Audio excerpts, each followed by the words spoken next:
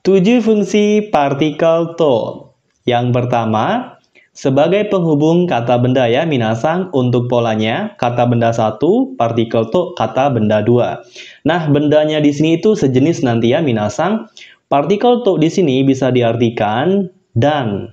Contohnya, inu to neko ga imasu, yang artinya ada anjing dan kucing. Sejenis, sama-sama binatang. Contoh yang kedua, pang to tamago o tabemasu, yang artinya makan roti dan telur. Pang, roti, tamago, telur. Sama-sama makanan ya minasang. Seperti itu. Fungsi yang kedua sebagai penanda partner kegiatan. Oke, orang yang diajak melakukan sebuah kegiatan ya minasang. Untuk polanya, kata benda, partikel to, kata kerja. Oke. Nah, apabila partikel to sebagai penanda partner ya minasang, partner yang diajak ngelakuin kegiatan, bisa kita artikan menjadi dengan atau bersama. Untuk kata bendanya nggak hanya untuk orang minasang, bisa juga binatang, boneka, dan sebagainya ya minasang. Oke, langsung aja kita cek contohnya. Yang pertama, tomodachi to gakko e ikimasu. Gakko e ikimasu, pergi ke sekolah. Tomodachi, teman. Pergi ke sekolah bersama teman, dengan teman, kayak gitu. Contoh yang kedua, inu to sanpo shite imasu. Sanpo shite imasu itu jalan-jalan ya minasang, sedang jalan-jalan. Jadi bisa diartikan lagi jalan-jalan bersama anjing, dengan anjing, kayak gitu.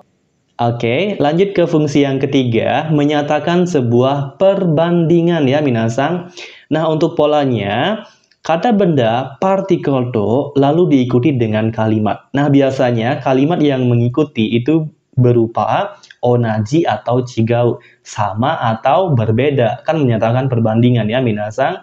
Nah, apabila partikel to menyatakan perbandingan, dia bisa diartikan dengan. Jadi kebanyakan artinya dengan ya minasang. Oke, langsung aja kita cek contohnya. Contoh yang pertama, kono kuruma wa sono kuruma to onaji desu. Nah, ini kanji mobil ya, kuruma minasang ya. Onaji sama kuruma mobil. Jadi bisa diartikan mobil ini sama dengan mobil itu. Contoh yang kedua, watashi no kotae wa ano hito to chigatta. Chigatta dari kata chigaimashita. Bentuk casualnya chigatta. Dari kata chigau, berbeda ya minasang. Nah, watashi no kotai jawabanku, ano hito itu orang itu ya minasang. Nah, kanji hito seperti ini ya minasang. Nah, untuk kalimatnya bisa kita artikan jawabanku berbeda dengan orang itu. Lanjut ke fungsi yang keempat, menyatakan isi kutipan. Oke. Untuk polanya, kutipan plus partikel to diikuti dengan kata kerja. Nah, partikel to di sini tuh nggak diartiin nanti ya minasang, artinya itu menyesuaikan dengan kata kerja yang digunakan.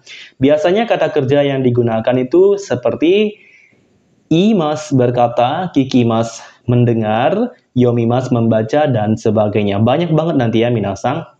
Nah, untuk penanda kutipannya itu bisa pakai bentuk casual nanti, atau bisa bentuk sesuai dengan ucapan plus tanda kurung nanti minasang. Tanda petik duanya Jepang tuh kayak gini nanti. Oke. Nah, sesuai yang saya bilang tadi, partikel to enggak diartikan ya minasang, enggak ada terjemahannya. Dia mengikuti terjemahan dari kata kerja yang digunakan di belakangnya. Kayak gitu ya minasang. Kalau imas ya berkata bla bla bla, kayak gitu ya minasang.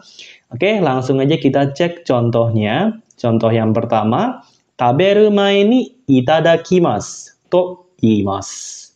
To iimasu kan berkata ya minasang, jadi bisa diartikan sebelum makan berkata itadakimasu. Taberu mae ni sebelum makan ya minasang. Lanjut ke contoh yang kedua, kare wa mo kekong shita to kikimasu. Yang artinya, kikimasu di sini mendengar ya minasang. Kekong shita itu dari kata kekong shimashita, sudah menikah. Yang artinya, aku dengar dia cowok udah menikah. Kare itu dia cowok ya minasang, kalau kanojo dia cewek. Kayak gitu ya. Lanjut ke fungsi yang kelima, yang menyatakan isi pikiran. Nah, untuk polanya itu menggunakan pola omoimasu di buku Minano Nihongo bab 21 ya minasang. to omoimasu. To di sini penanda isi pikiran ya, minasang. Nah, pada bagian kalimat satu di sini, itu nanti bentuknya pakai bentuk casual minasang. Kalau kalian yang belum mengerti bentuk casual, silahkan kalian pelajari dulu materi bentuk casual ya, minasang, pada bab 20 buku Minna no Nihongo. Oke, seperti itu. Oke, nah omoimasu sendiri bisa diartikan aku pikir atau aku kira. Bisa juga aku rasa nanti minasang. Oke, intinya menyatakan isi pikiran, pendapat, dan sebagainya. Untuk contohnya, ashita shiken ga nai to omoimasu. Nai dari kata arimasen, tidak ada ya minasang. Shiken ujian, omoimasu aku pikir. Jadi bisa diartikan aku pikir besok nggak ada ujian. Partikel to nggak diterjemahin ya minasang. Jadi ketika partikel to sebagai penanda kutipan atau penanda isi pikiran itu nggak diterjemahin. Oke, dia mengikuti kata kerja apa yang digunakan setelahnya ya minasang.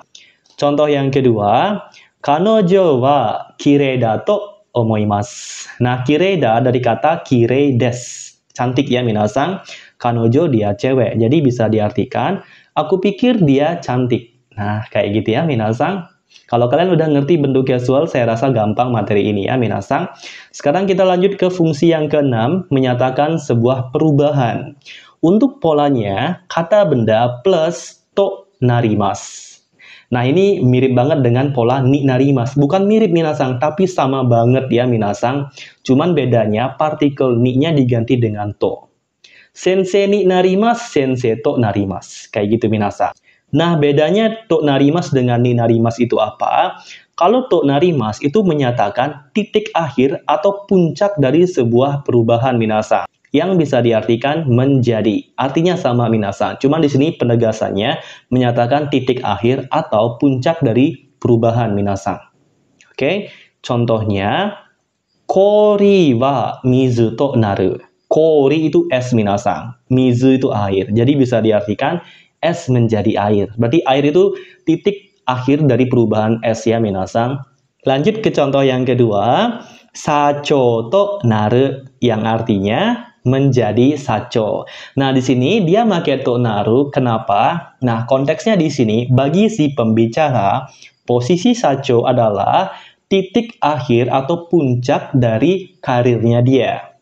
Kayak gitu ya minasan. Jadi dia anggap posisi sacho adalah titik akhir dari karirnya dia. Kayak gitu ya minasan. Tambahan lagi satu, to naru itu jarang banget sih muncul pada percakapan sehari-hari ya minasan karena terkesan kaku dan sangat mendalam banget maknanya. Seperti itu ya minasang.